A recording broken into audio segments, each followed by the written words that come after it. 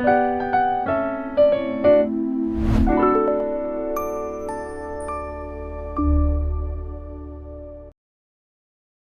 I just say something before we start? Yeah, go for it. Have you ever had a moment, like a real moment, where you had so much going on inside, but in English, you just couldn't get it out?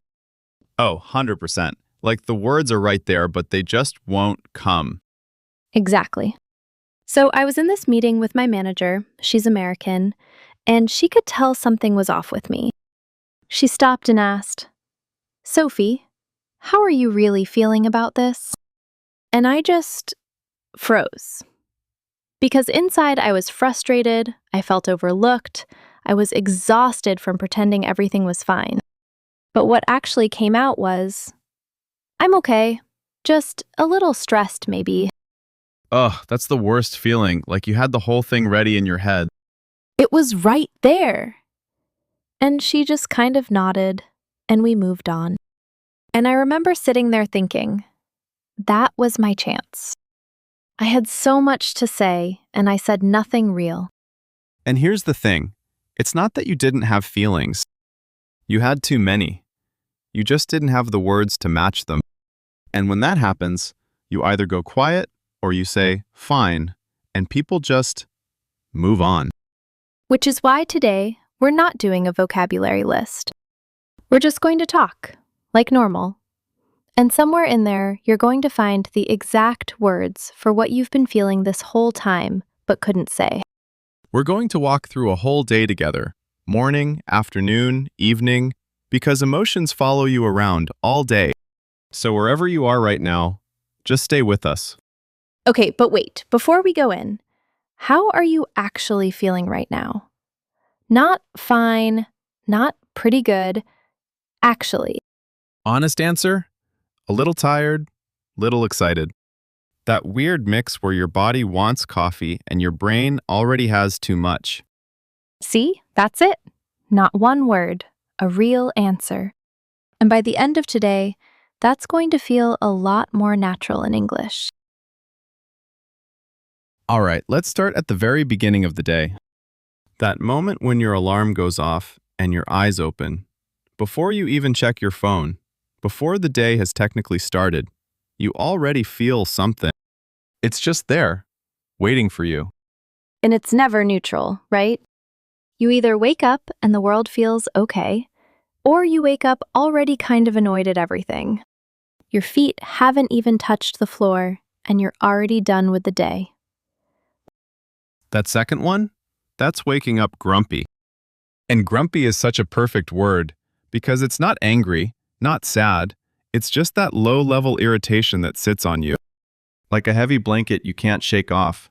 Leave me alone. Don't talk to me. I didn't choose this morning. I use that word all the time. Sorry, I'm a bit grumpy today. I didn't sleep well. It's soft enough that people don't worry about you, but honest enough that they give you space. And the best part? It doesn't need an explanation. "I'm just grumpy" is a complete sentence. Completely. And then there are those other mornings, the rare ones, where you wake up and everything just feels peaceful, calm, like the world is still quiet and you haven't broken it yet. No rush, no notifications pulling at you, just this gentle sense that today might actually be okay. I want to highlight something here. Peaceful is different from happy. Happy is active, it's energy. Peaceful is much quieter. It's the feeling of nothing being wrong, which, honestly, if you think about it, is sometimes better than happy. It's the absence of stress instead of the presence of excitement. That's such a good way to put it. And peaceful mornings are the ones where you actually have time to notice you feel good, instead of just rushing into the chaos. And then there's the morning feeling that hits you before a big day. A presentation, a job interview, maybe even a difficult conversation you've been putting off for a week. You wake up and your stomach does this thing. Butterflies in your stomach, that's the one. Nervous and excited all mixed together, this fluttery, jumpy energy right in the middle of your body. You're not sick. Nothing is physically wrong. Your body just knows something important is coming, and it's already getting ready. I had that every single morning before I started a new job. The moment I woke up, boom, butterflies. Before I even remembered why. And what I found is that naming it actually helped. Instead of just feeling vaguely terrible, I could say, I have butterflies in my stomach about today. And suddenly, it felt less scary, more manageable, like I understood what was happening. That's the power of having the right word. It doesn't change the feeling, but it changes your relationship with it. You're not confused by it anymore. You know exactly what it is. And one more morning feeling we have to mention. Those days when your body just isn't cooperating. Head feels a little heavy. Throat is slightly off. You're moving slower than usual, and everything takes just a little more effort than it should. Under the weather. Not really sick, you're not canceling your whole day, but you're definitely not at full capacity. And what I love about this phrase is how gentle it is. I'm feeling a bit under the weather today. No drama, no complaint, just a quiet, honest heads up. People hear that and they immediately understand. Give her a little space today. She's not quite herself. So from just the morning, we already have 4 feelings. Grumpy, peaceful, butterflies in my stomach, under the weather. 4 very different mornings. And here's a small habit you can try starting today. Just one sentence when you wake up. This morning I feel because. That's it. One honest sentence before you look at your phone. It sounds tiny, but it changes how you move through your whole day. Because when you name your feeling at the start, you know what you're working with. You stop just reacting to everything. You become a little more aware. And that awareness is actually the beginning of everything. Okay, so morning sets the tone, but then the actual day starts. Emails come in, meetings pile up. Your to-do list somehow gets longer, even as you're crossing things off. And that one coworker who always has a question right when you finally got focused. Ha! Every single office has that person. And suddenly, the peaceful morning is completely gone, and you are on edge. On edge. And this one is so important because it's not the same as angry. When you're on edge, you're not shouting. You're not throwing things. You're just sensitive. Everything feels a little too loud, a little too much. Small things bother you way more than they normally would. Someone chews too loudly, and you want to leave the room forever. I get on edge when there's too much happening at once, and I feel like I can't catch up. My brain is running, but still falling behind. And the tricky part is, when I'm on edge, I know I'm being a little unreasonable, but I can't quite stop it. I've been on edge all morning. That sentence works as both an explanation and kind of a quiet apology at the same time. It's like a gentle warning to the people around you. Hey, I'm not trying to be difficult right now. I'm just stretched really thin. Bear with me. And if that feeling goes on for too long without any relief, too many days of being on edge, pressure building and building, stressed starts turning into something heavier. Overwhelmed. Can we take a second on the difference between those two? Because I think people use stressed and overwhelmed like they mean the same thing, but they really don't. Yes, okay, think of it like water in a glass. Stressed is when the glass is almost full. It's a lot. The water is right at the top, but you can still carry it if you're careful. Overwhelmed is when the water is already spilling over the edges. There's just too much. You can't contain it anymore no matter how careful you are. You're not failing, you're just past your limit.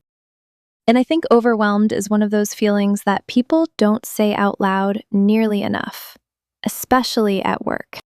There's this invisible pressure to always seem like you're managing fine, like you have everything under control. But I'm a bit overwhelmed this week. Saying that to the right person can completely change your situation. It invites help. It opens a door. And then there's burned out, which is a different level again. Burned out isn't just tired or overwhelmed. It's when you've been running on empty for so long that the stress is gone, but so is everything else. You feel flat, empty. Nothing sounds good. Nothing feels worth doing. You can't remember why you cared about any of this in the first place. I went through a burned out period a couple of years ago, and the scary thing is, I didn't recognize it while it was happening. I just thought I was being lazy. I kept pushing myself, kept saying, "Come on, everyone else is managing." But one day I sat down to work and just stared at the screen for an hour. Nothing. No ideas, no energy, no motivation. Just completely blank. And that's the real difference. Tired people rest and feel better. Burned out people rest and still feel tired. The rest doesn't fix it because it's not about sleep anymore. Something deeper has run out. Okay, let's talk about a good one now. Proud. And I want to stay on this one for a moment because I've noticed something. A lot of people, especially English learners, feel really uncomfortable saying, "I'm proud of myself." Like it sounds too big, too confident, almost like bragging. Oh, I know that feeling.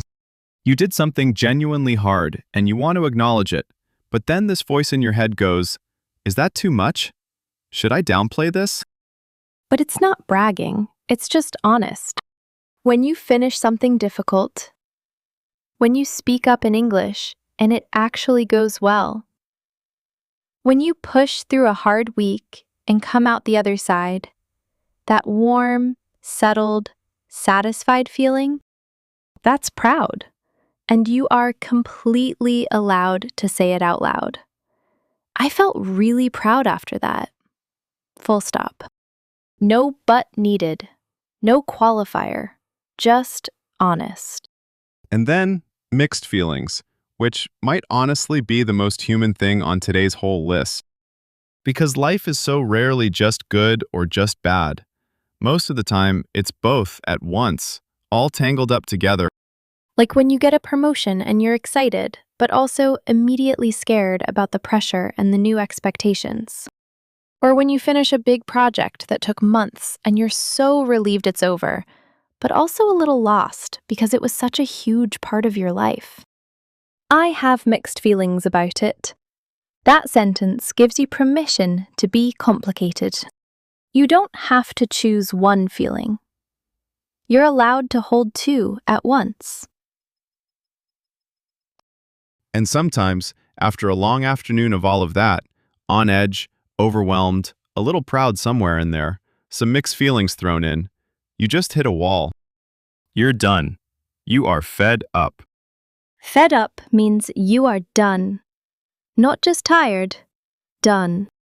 You've been patient, you've been trying, you've been reasonable for a long time.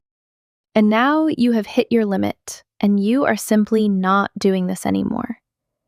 I'm fed up with always being the last one to know what's going on. That sentence has some fire in it. It's not sad. It's not exactly angry. It's just finished tolerating something. And honestly, sometimes saying it out loud is a small relief all by itself. Okay, so the day is finally winding down. The emails stop, hopefully. The sun goes down, things get quieter outside. And there's this shift that happens. The outside world gets slower, and the inside world gets louder. It's like all day you've been moving too fast to fully feel anything. And the moment you slow down, all the feelings that were patiently waiting in line finally show up. Okay, we've been waiting all day. It's our turn now. Some evenings, I come home and I just feel cozy. And cozy is such a specific, warm word. It's not exciting, not even happy exactly. It's softer than that. Warm and safe and small and completely enough. The day is over, I'm home, I have tea, I'm in comfortable clothes, and nothing is required of me. Cozy. I think cozy is one of those English words that learners should reach for more, because it captures something that relaxed or comfortable doesn't quite get to. There's a warmth in it, almost a physical sense of being held. Those evenings are genuinely one of the best things in life.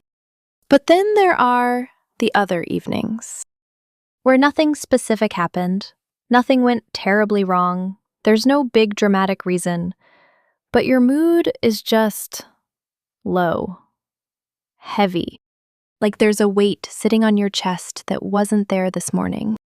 You don't want to talk, you don't want to watch anything, you don't really want to do anything.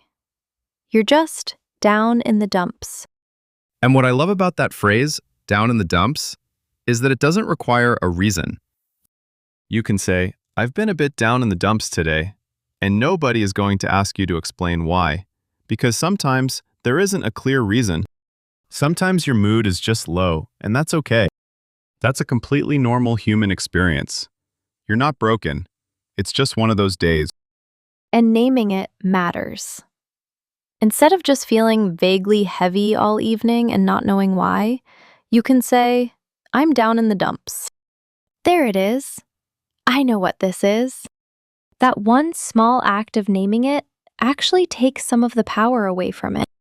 Evenings are also when loneliness tends to show up. And I want to be careful here because lonely and alone are two very different things, and people often confuse them. Alone is just physical. You're by yourself in a space. It's neutral. A lot of people love being alone. It recharges them. But lonely is emotional. It's that quiet ache of feeling disconnected, like nobody really knows what's actually going on with you, like there's a glass wall between you and everyone else. You can be completely alone in your apartment and feel totally fine, happy even. Or you can be sitting at a dinner table with 10 people laughing and feel completely, deeply lonely.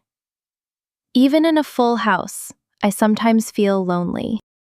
I think that sentence is going to land for a lot of people listening right now, because it's the kind of feeling that people carry quietly, thinking something is wrong with them. But it's not. It's really common. And now you have the word for it. And then, completely the other end of the spectrum, those evenings when something small happens and you feel absolutely amazing. A funny message from an old friend. A conversation that went better than you expected. Finally understanding something in English that you'd been struggling with for weeks. You are on cloud 9. On cloud 9, super happy, floating a little. Like everything is good and bright, and you almost can't believe this is your life right now. It doesn't have to be a huge thing.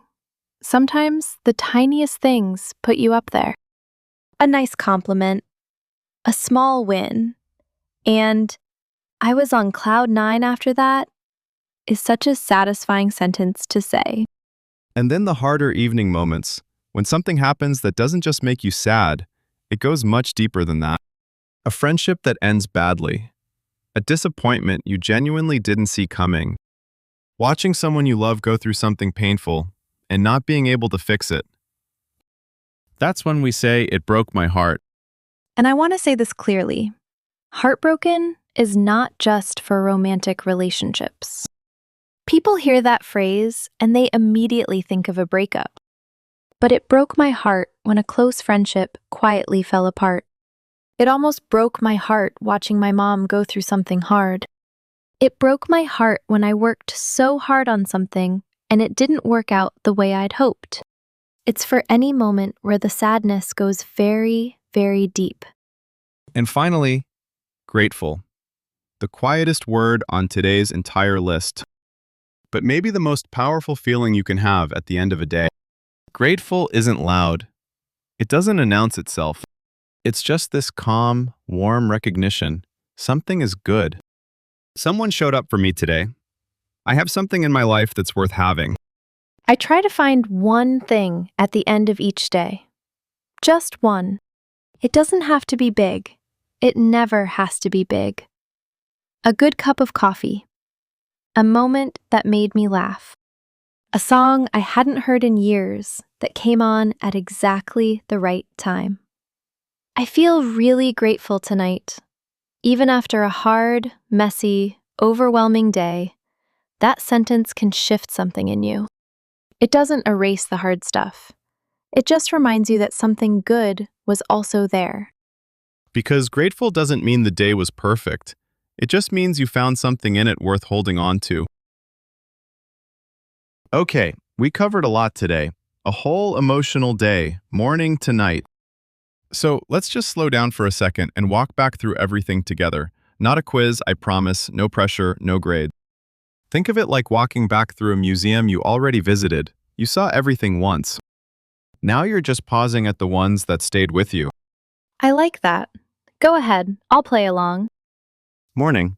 Two opposite feelings for how the day can start. Grumpy, leave me alone. I didn't choose this morning. And peaceful, quiet, calm.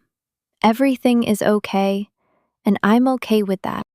Two completely different days, starting from the exact same alarm. That nervous, excited energy in your stomach when something important is coming. Butterflies in my stomach. Your body knowing before your brain does. Fluttery, jumpy, can't quite sit still. Not sick, but not quite okay either. Body not at full capacity. Under the weather. Gentle, honest, no drama.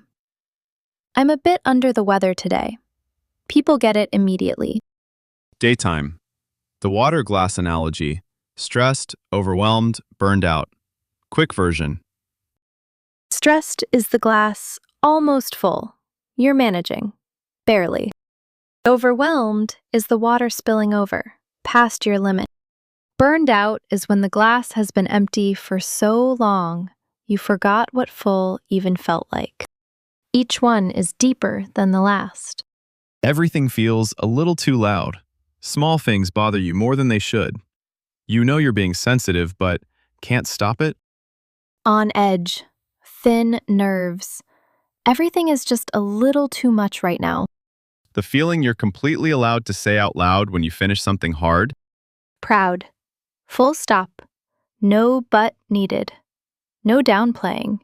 Just, I felt really proud after that. Life is both good and scary and complicated at the same time, and you literally cannot pick one feeling. Mixed feelings. You don't have to choose. You're allowed to hold two things at once. You've been patient, you've been tolerating something, and you are simply done. Fed up. That's it. Done with a little fire. Evening. Warm, safe, comfortable, small, and enough. Cozy. Like the evening is giving you a hug. Mood is low. Nothing specific happened. You just don't have the energy. Down in the dumps. No explanation needed. Sometimes it just is what it is. Physically by yourself versus emotionally disconnected from everyone around you. Alone versus lonely. Alone is the room. Lonely is the feeling. Very different things. Something small happened and you're floating. On cloud 9. When life is good and you almost can't believe it. Deep sadness. Not just a bad day, but something that really, truly hurt.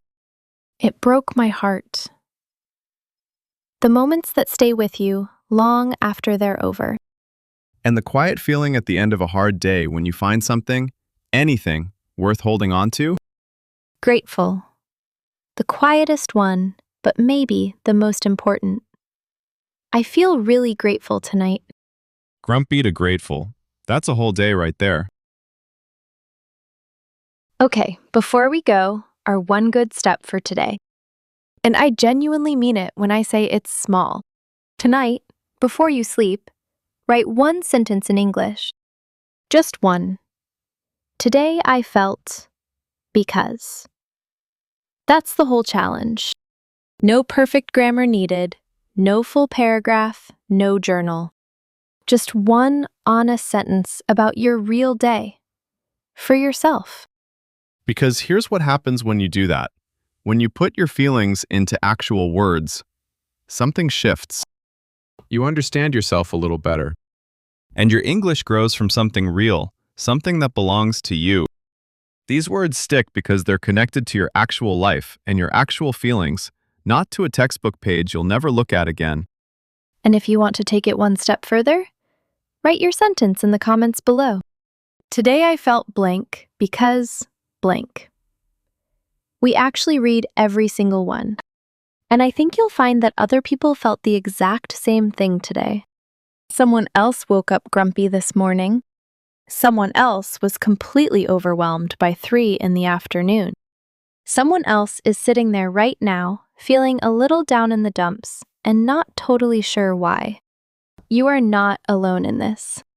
That's what's quietly beautiful about feelings. They're so personal, so specific to your own life, and yet so many people around the world feel the exact same things. The words connect us, and that's kind of the whole point. Quick words of the day before we go. The ones worth saving, worth trying this week. Butterflies in my stomach. On edge. Overwhelmed. Burned out. Mixed feelings. Down in the dumps. On cloud 9. Pick just one. Use it this week in one real sentence about your real life. That's all. That's enough. And we'll leave you with just one question. After everything we talked through today, after this whole day we walked through together, how are you really feeling right now? What's the honest answer? You don't have to say fine anymore. You have the words. This is Ryan. And this is Sophie. From Rise English, real growth, real you. Take care of yourselves this week, and we'll see you next time.